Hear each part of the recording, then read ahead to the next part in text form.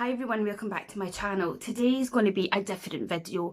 It's going to be about CBT therapy and mental health.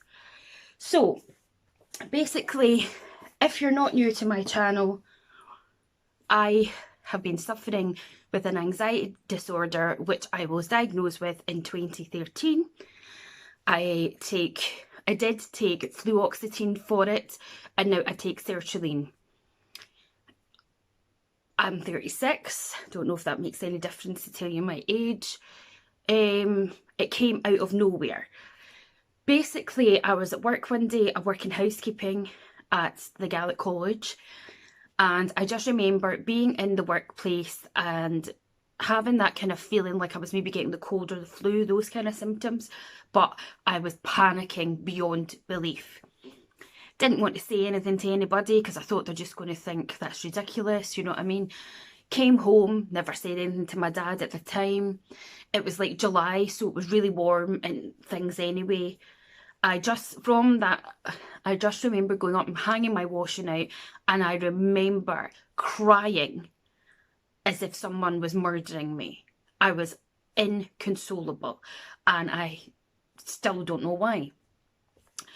So I came back in, I was trying to hide the fact that I'd been crying and whatever from my dad because he wasn't the easiest person to talk to, as a lot of men aren't. And I remember coming back through to my room and the pain that I had in my head. And I was thinking all kinds and my mind was racing, and I was thinking to myself, I've got a brain tumour, I've got something ridiculously wrong with me. My mum died of cancer, there's something wrong with me. I had pain going down my arm, I was like, I'm having a heart attack, something's not right. And then I don't actually remember when I decided that I had to seek help, but I took myself to the doctor, and the doctor that I saw at the time was called Dr. Gasson, and she's retired now, but she was brilliant. I went to her, I was absolutely sobbing in the waiting room before I even went in to see her. And again, basically my dad was just like, what's wrong with you? And I'm like, I don't know what's wrong with me, I haven't got a clue why I'm like this. I do not know. For me, it came out of nowhere. So I went in to see her, and what they do is they ask you some questions, things like, do you feel suicidal, have you tried to take your own life, all these kind of questions that are naturally very hard and you don't want to be asked, but they've got to ask them. So she asked me these questions, and at that particular time I didn't feel suicidal as such, but I was thinking to myself, if this is the way my rest of my life's going to be, then I'd rather not be here if I'm going to feel like this.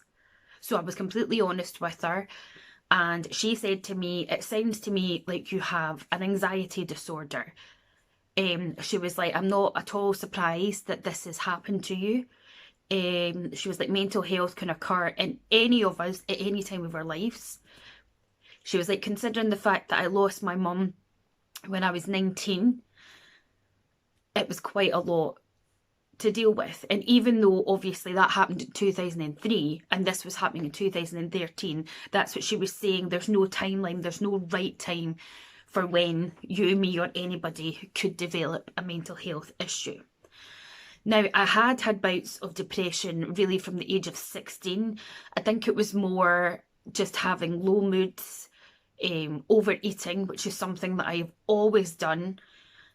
I comfort eat. If I hate myself, I eat. I hate myself when I eat. I just hate myself most of the time. It's like a vicious circle, and it's really hard to cut it. If I'm honest with you, I think that I have an eating disorder in the sense that I binge eat.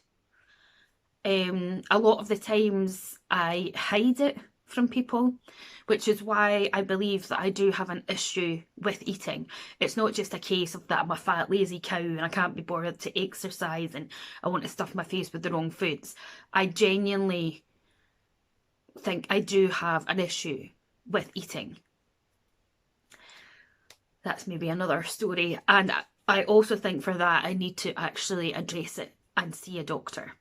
But anyway, we'll move on from that.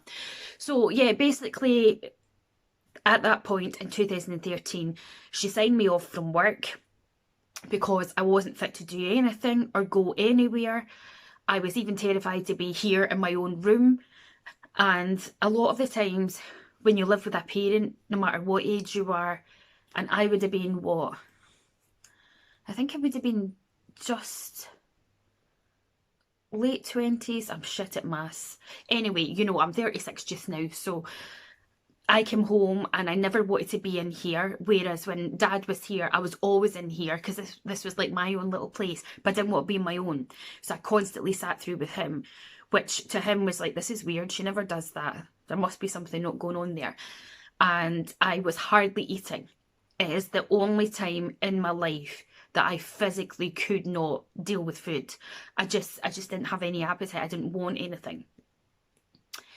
To start off with, I didn't really want to go on any medication, but the doctor suggested that I tried some beta blockers because to me it was like my heart was pounding out of my chest. And she was just like, try these to see if they slow your heart rate down and see how you get on with them. So I took them and I still felt really panicky. I'd be sat here watching the telly. It was also when I got into YouTube to help me focus on something, and I would just be crying my eyes out for no reason. She said to me to try meditation. I tried that. All that happened for me with that is I would cry at the music. The music would just send me into a spiral of crying. I would have panic attacks. I felt like I was having a heart attack, so she took me and she put me on the ECG machine. She said, your heart's fine. I was like, I'm being sick all the time, just all these different things. I was like, I'm hardly eating anything, so it's not as if any of the foods I'm eating, there's any reason for me to feel sick. But she was like, and then I said to her, I keep getting this pain in my chest here. And I was convinced it was panic attacks. I didn't want to say anything to my dad, and I didn't want to say anything to anybody else. So I would get up and I would go online and I'd be looking things up, which is the worst thing you can do. Totally panicking myself. And I'm thinking, if I'm lying here having a heart attack, but I'm too scared to wake my dad up to tell him in case he's mad that I woke him up from sleep because he'll tell me get a grip. But what am I going to do? Because what if I have a heart attack and I die? All these things. And as it turned out, I said to the doctor, look, I think I might have a hiatus hernia. I was like, my dad has one. And I just wondered if possibly the problems I'm having with eating and the different things are related to that. So she referred me to go to the hospital to have a endoscopy, which is when you get the camera down your throat. Now, naturally, because of my anxiety anyway, this was like, oh my God, I don't know if I can cope with that. And I'm not good with my gag reflex. And I was like, oh my God. And Dad's like, it's fine, I've had one, you know, you don't think me. So long story short, I got that, and I do have a hiatus hernia. So then she put me on omeprazole for that. And at that point, my anxiety was just getting worse and worse. And I went back to the doctor, and unfortunately she wasn't on, so it was her husband that I saw. And he said to me, you're on beta blockers. He was like, I see here that you're suffering with an anxiety disorder. How is that? And all this thing. Again, because I was seeing a man rather than a woman, I didn't want to show all like crying or whatever, because I thought, oh, even though he's a doctor, he'll be like, get a grip sort of thing. That's how I felt. So he said to me, I'm going to take your pulse. And he was like, I cannot find a pulse in you at all. So I started laughing. I was like, well, I'm clearly not dead, am I? And then he was like, no, you're not. He was like, but these beta blockers slow your heart rate down, and sometimes they give you angina symptoms. So he was like, I want to take you off them. So naturally I was panicking even more, going, but she's put me on them for my heart, and my heart's going like the clappers. And he was like, listen, we'll try you off them and we'll see. So at the time we came off them, I don't even think I was off them a week, and the anxiety was so high and I was just not coping. I was beginning to get agoraphobic. I didn't want to leave the house. I didn't want to do anything. All I literally wanted to do was sit on the sofa with my dad, because I was terrified to be on my own. And I would literally just sit there all day. I wouldn't do anything. He would be watching crappy daytime TV that I wouldn't be interested in, and normally if I was at home I'd come through here and watch what I want to watch, but I just did not want to be on my own. And then when it came to lunch and dinner and meals, I hardly ate anything, because I was getting used to the hiatus hernia that was also sore as well.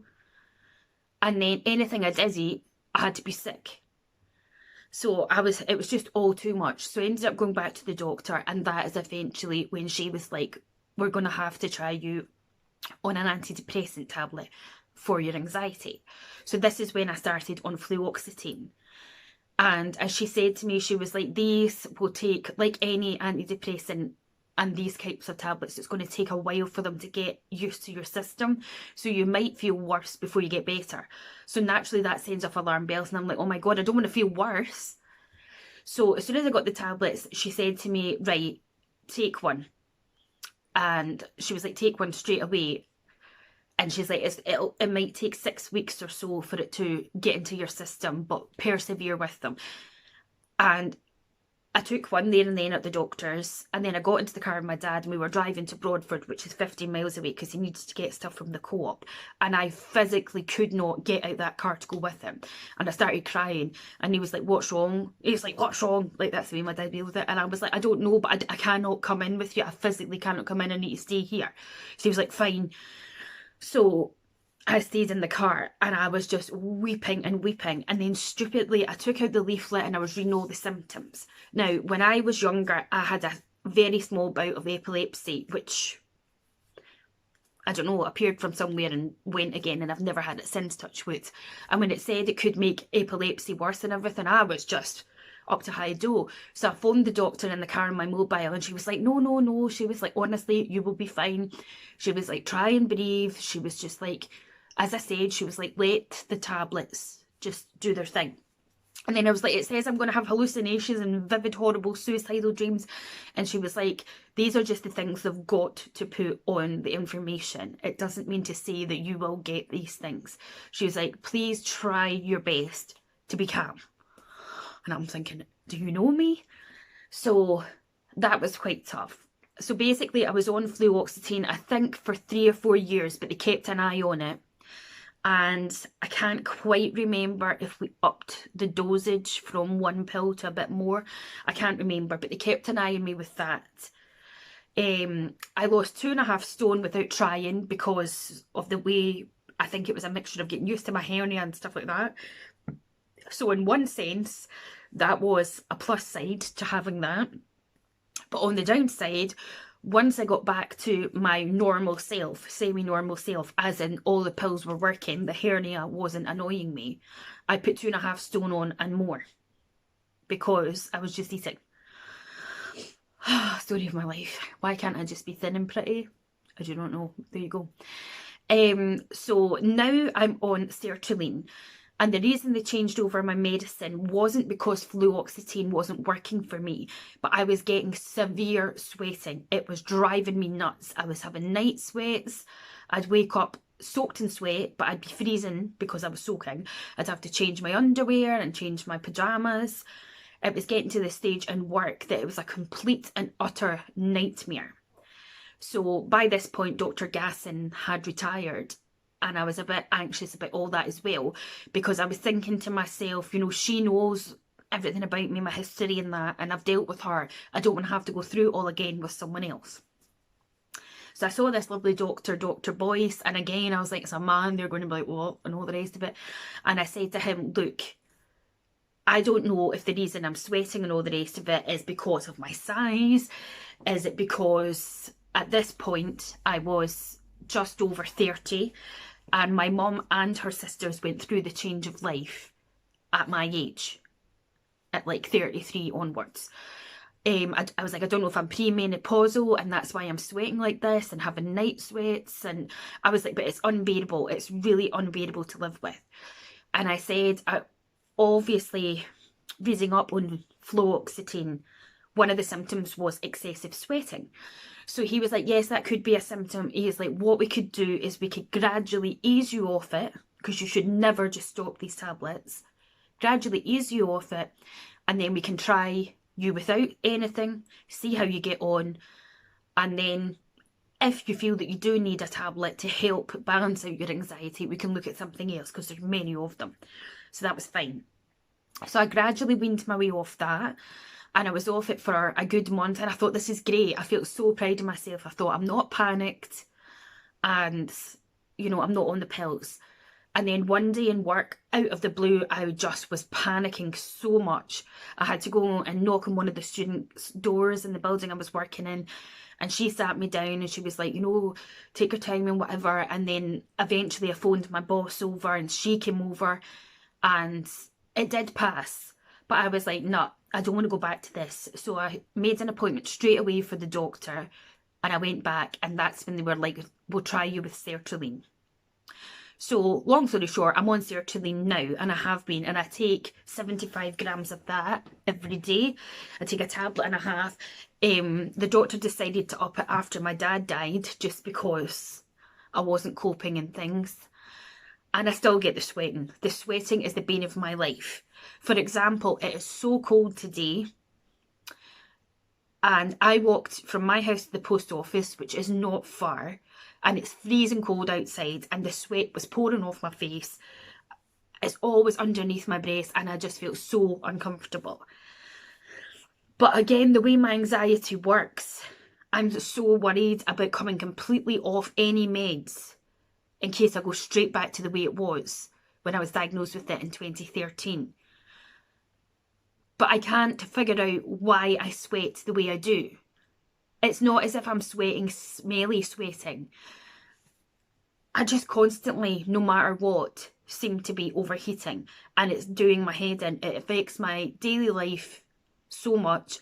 It's embarrassing. I always have a change of clothes with me at work. Sometimes through the summer I've got to change my clothes twice at work. One, because the buildings are too hot and they definitely do not need to be like that. And two, it's just a nightmare. It could literally be -15 and at some point in the day I will be absolutely sweating. And it's very debilitating. I hate it so much. I don't know whether that's just from anxiety in general. So I don't know if I was to stop sertraline for a good while and see how I got on with the sweating stop. I don't know whether it's just a symptom of anxiety in general and my body suddenly always subconsciously goes, you're going to get warm. So it goes into that mode. So it was just a nightmare. So back in 2013, when I was diagnosed, I was referred to counselling.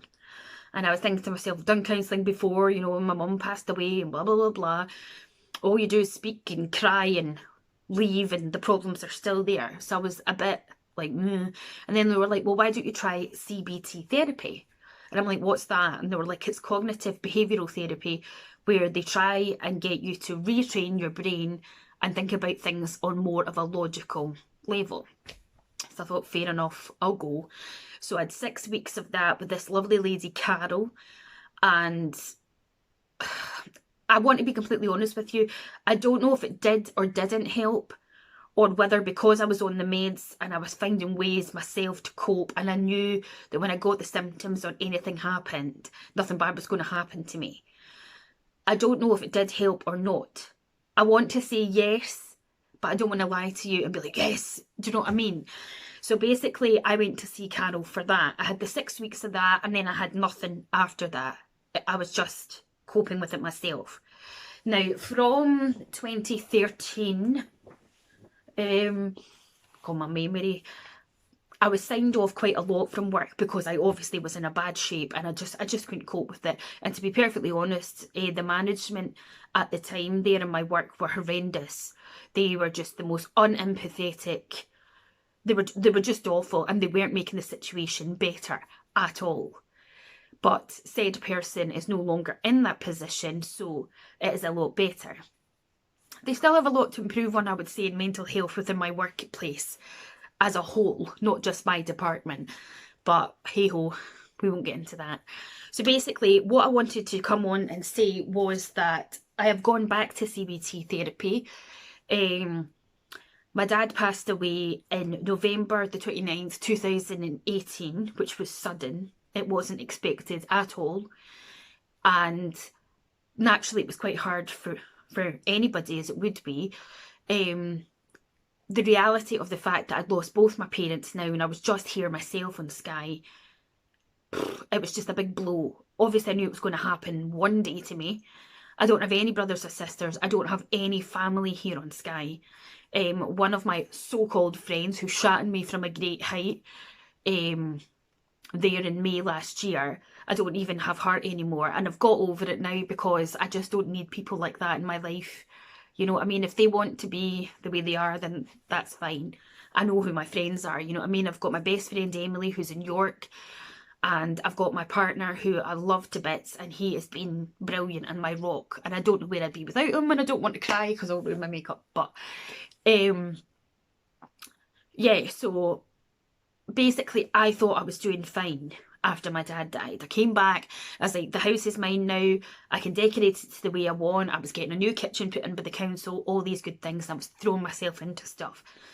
And then my friend Emily came up from York for a few days, and it was lovely with her. We filmed some videos and went out for lunch and caught up, and her stepdad had died as well in the same year and things like that.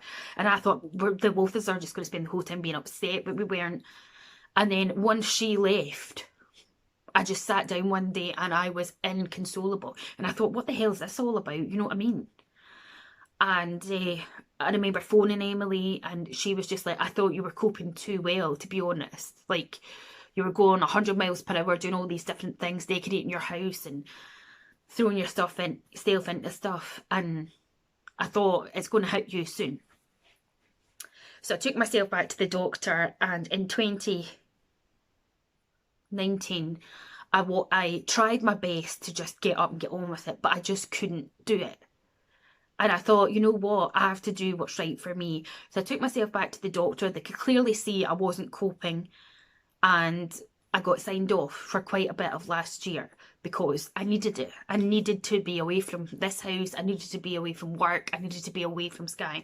I needed to just be with somebody that was going to be there for me, and I just needed to. So I went.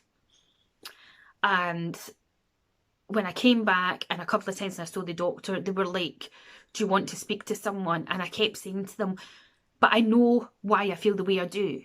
It's because I'm grieving for my dad. Me and Dad didn't have the best relationship, so I always reflect on things. I keep doing the, what if I'd checked on him earlier? Maybe I could have called the ambulance and he'd still be alive. All these different feelings.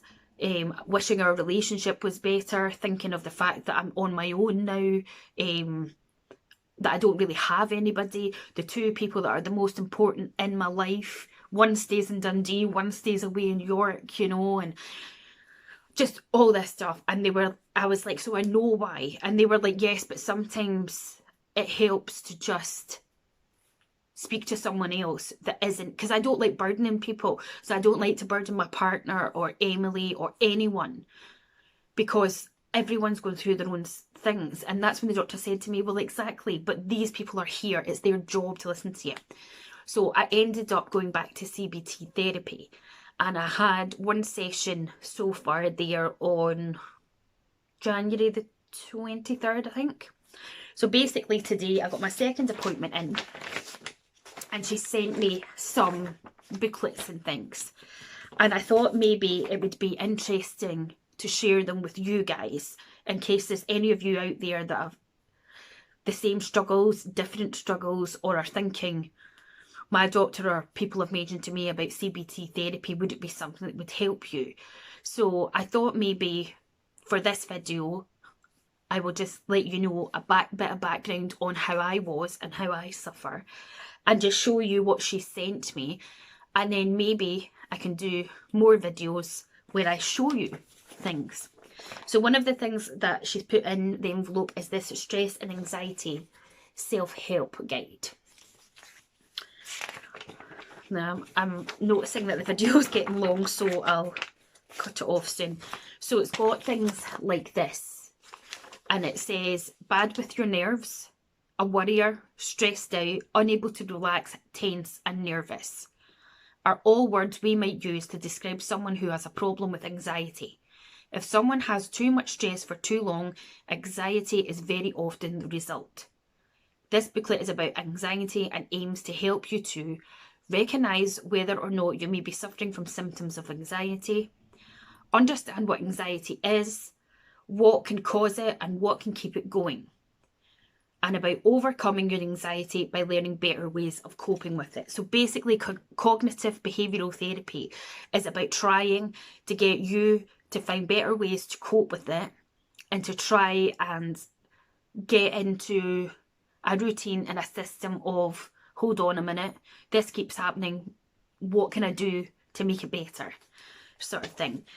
And it's got all these different little things in it. It's even got a part here where there's little boxes that you can tick. So I think that would be quite a good thing maybe for me and yous to do together or to share. And then the other things that she sent me, and I had some of these before, I don't know if they're the same ones, but she sent me this workbook and it says Understanding Worry and Generalised Anxiety. And throughout this, you know, it's got little things like behavioural patterns and then sort of checklisty sort of things again that you can tick yes or no on that too. And then the other one she sent was helpful and unhelpful things we can do. A 5 areas approach helping you to help yourself. And again, you know, there's all these different sort of things you can write down and you can sort of be like, I do that. That happens for me, you know. And she also put in the website of these pages so that if I want to do more of it, I can also go online and do it as well. I'm sure you are like, thank God. If you got to this stage of the video, then please do give me a thumbs up and please do subscribe to the channel. I hope this helps somebody. And yeah, I just wanted to share it with you because mental health is very real. A lot of us suffer from it. There's a lot of us that are suffering but aren't seeking the help they need and are too ashamed or whatever reason to go and seek help. But if I can give you one major piece of advice, do not feel like you can't go and ask for help. It's the best thing you can do for yourself. It's the best thing that you can do for your loved ones and folk around you. Because trying to get someone else to understand how you feel when you haven't got a clue how you feel yourself or why you feel that way is so difficult. And I didn't know how to explain it to my dad. I really didn't, because I didn't know myself. And to turn in and say to someone, my body feels terrified, and you're like, you're sat in your own house, what have you got to be terrified about? That is how I felt. I'm happy to say that I haven't gone back the way to how I was in 2013. I still have the odd mishap, and obviously, yes, with losing my dad, that does knock you back a bit. But it's nothing to compare to how I was, which is why I am reluctant to stop the meds. But in another way, see if it stopped the sweating. I'm just like, ugh. So it's such a difficult one. But please, please, please, if you are suffering, reach out to somebody. It doesn't even have to be somebody that you know. Sometimes it's best to speak to somebody that you don't know. But if you are struggling, seek help. Make that doctor's appointment and go. Don't let it go on too far to the extent that you could become agoraphobic, you become suicidal, any of these things. Believe me, probably somebody that you know really well, or you're sat beside in the train or whatever, they're maybe suffering just as much as you are. You're not alone in it. I'm Julie, I'm 36 and I suffer with an anxiety disorder. I've also suffered with bouts of depression. I've had suicidal thoughts. I went to the doctor and I sought help, and you can too. So I hope this video will help someone. I hope that you are good. Anyway, enough of me rambling on. I've also noticed as well with my anxiety that I find it really hard to concentrate on things, and I lose function in the sense of when I'm trying to speak, I have this lull. So it does affect a lot of things, and there's still stigma around it, and it is very frustrating because you feel like going to someone, see, until you suffer the way that I'm suffering, don't dare judge me. But there you go. Anyway guys, take care of yourselves, be kind to people, even though a lot of folk do not deserve it, and I will speak to you in the next one. Bye.